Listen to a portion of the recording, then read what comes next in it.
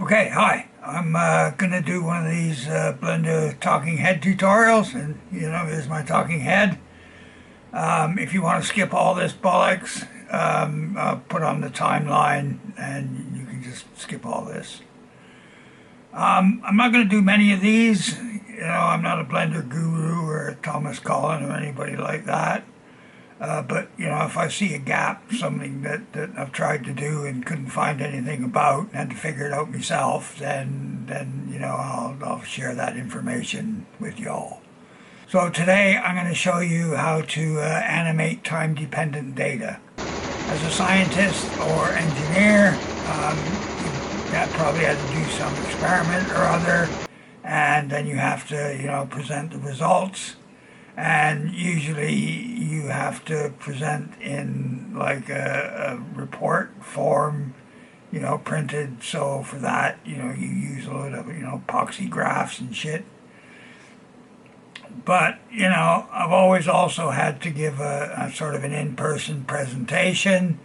And usually the people I'm presenting to, they aren't, scientists or technical people. They're like business oiks. And they don't really understand graphs. So it'd be really good, if you can animate it. Now you could animate your data by hand, but that would take about like 17 years. So that's really no good.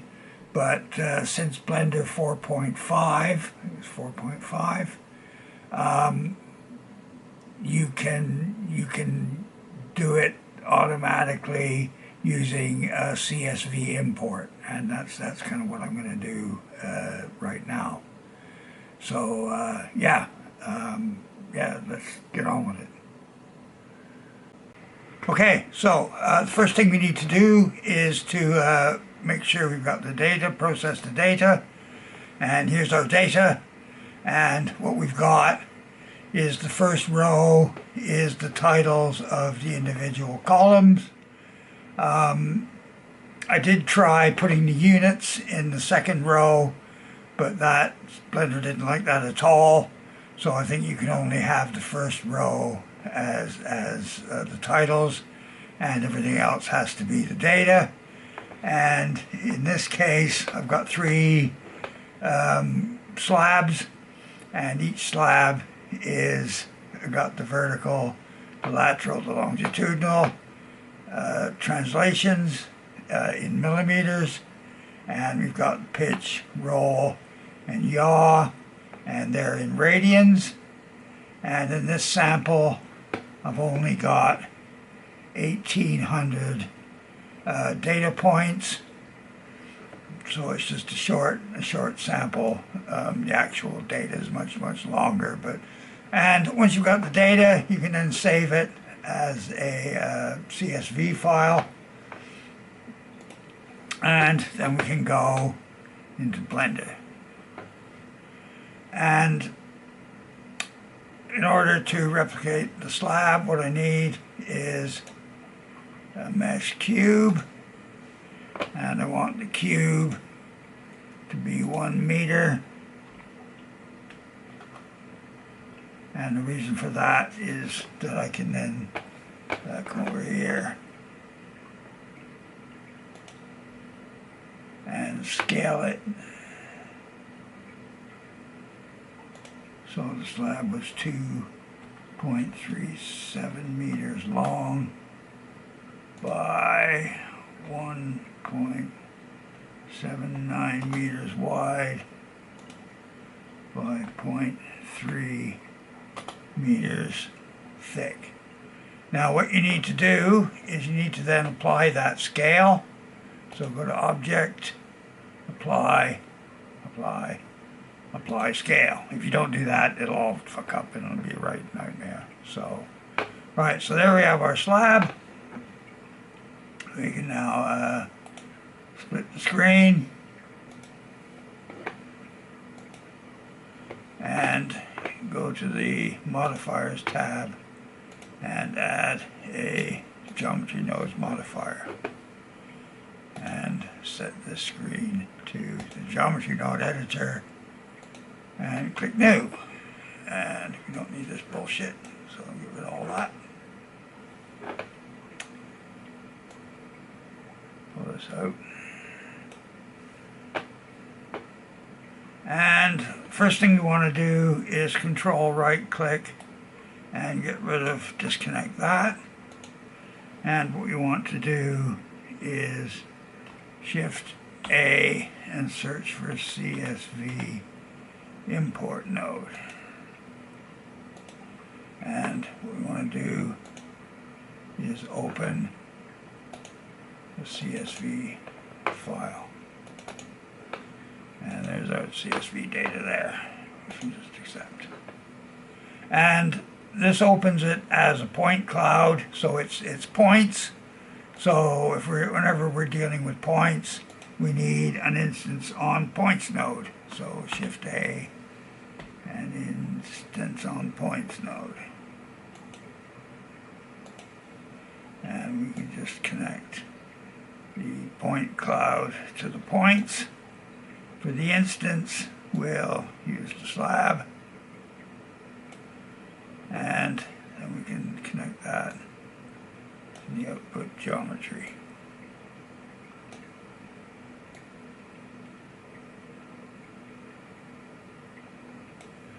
Now the first thing I'm going to do is I'll deal with the rotations first, because they're here at, in the instance on points nodes.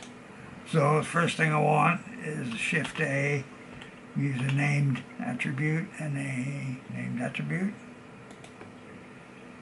And you can see here that you've got all the titles from all the different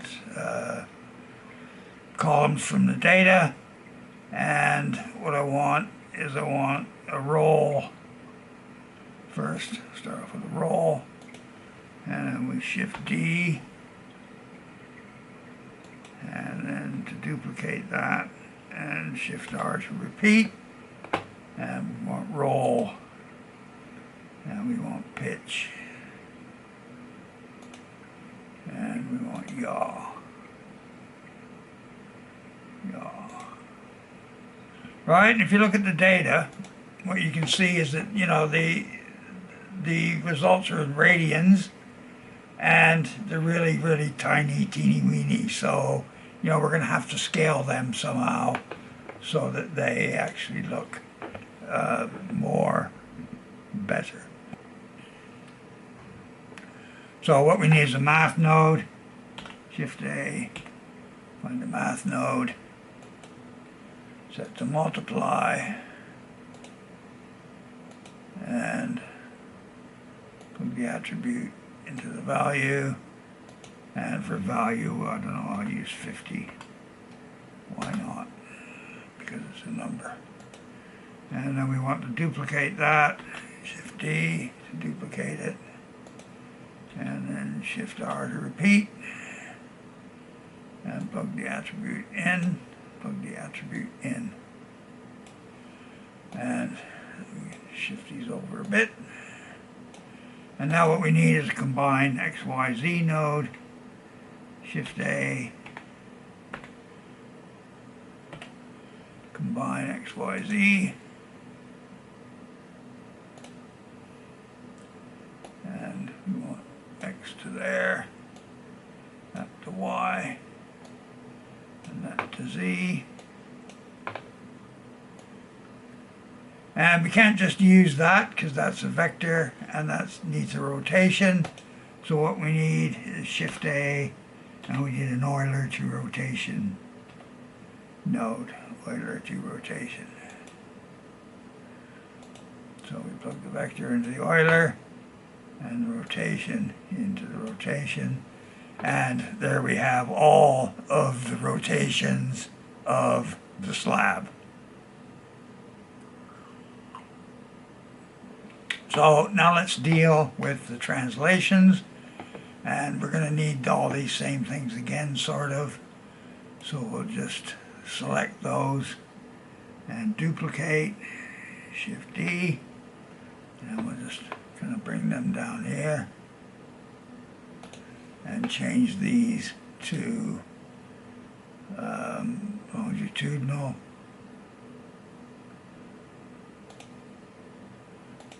Lateral, and Now the thing is that the rotations were in radians, which is fine. Blender works in radians. The slab is in meters, and our translations are in millimeters. So we need to, convert the units. So what we need Shift A. We need another math node, and we put that in there. We need to set it to divide, and we need to divide by 1,000, and that converts millimeters into meters. And then we need that on each of them, so we'll just Shift D and duplicate that there. Another Shift D and duplicate that there. Alright, so there we have our display translations in meters. Now in order to plug that into the node tree, we need a set position node, Shift A, set position node, we should put it in there, and then just plug that into the offset. And now we have all of the motions of the slab kind of all in one frame. So we need to now separate it out so that each frame shows a separate thing. And the way we're going to do that is we're going to use a scene time. Shift A, get a scene time. Now, there's different ways you can do this. There's more than one way to skin a cat. If the sampling rate of your data is some multiple of your output frame rate, then you could use scene time. But in my case, I render it 30 frames per second, and the data, you can see, is sampled at 5 milliseconds. So the frame time in Blender is going to be 33 and a third milliseconds. So the two they're never going to coincide. So I have to use the frame number. So the first thing we want to do is Shift A, we want a math node.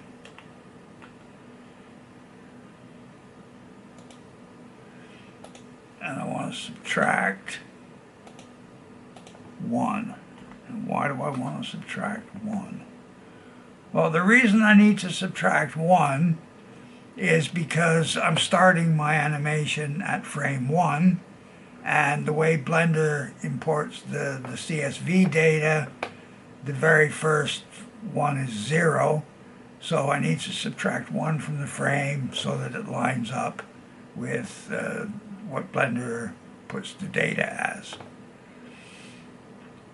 I also need an index node. Shift A, index, and put that there. And then we need a compare node. Shift A, compare.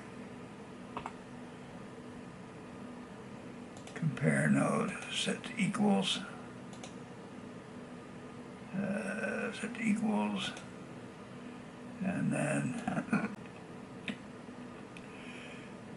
then connect that to that, and connect the index to there.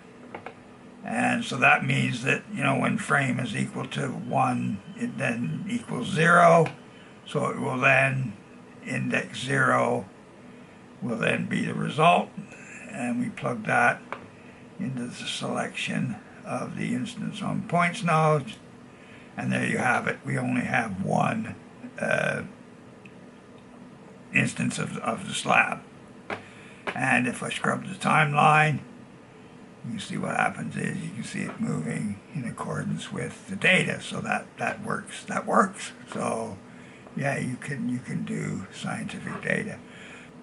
So what you can see from the timeline is that the slab actually moves in accordance with the data. Of course, the problem is it only goes at kind of one speed. It's not very fast. And you might want to show it moving at a different speed. So in order to do that, we need another math node. Shift A. Utilities math node. So put a math node there. Set to multiply. And if you set it to 1, that's kind of 1 index per frame. And if you set it to 2, you get every other index, so you can see it moving a bit faster. And if you set it to 4, or any other number, it'll move even faster. And if you want it to run at actual speed, you have to work out what multiplier to use. Now in my case, I've got 1800 data points, and the total number to time from the data is roughly, it's 9 seconds. It's 9 seconds. So 9 seconds at 30 frames a second is 270 frames. So if you divide 1800 by 270, then what you get is somewhere between 6 and 7. 6, 7. So at real speed, if we go to 6, here we go. And if we go to 7, that's not quite full speed. And if we go to 7, that's a little bit faster than the actual speed that the slab was moving at. Of course, you have less animation time. So if I just show you here, let's just extend this. We'll go to 300. So what you'll see here is what will happen is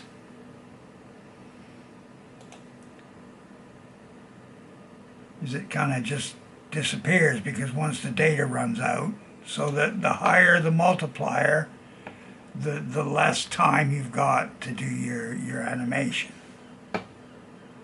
Right, so here's the full node tree. It's actually fairly straightforward. I was surprised, how easily, I could figure it out, so, it can't be that difficult. Yeah, so, I hope if you're trying to present scientific data or whatever, you find this somewhat useful or somewhat helpful, or both.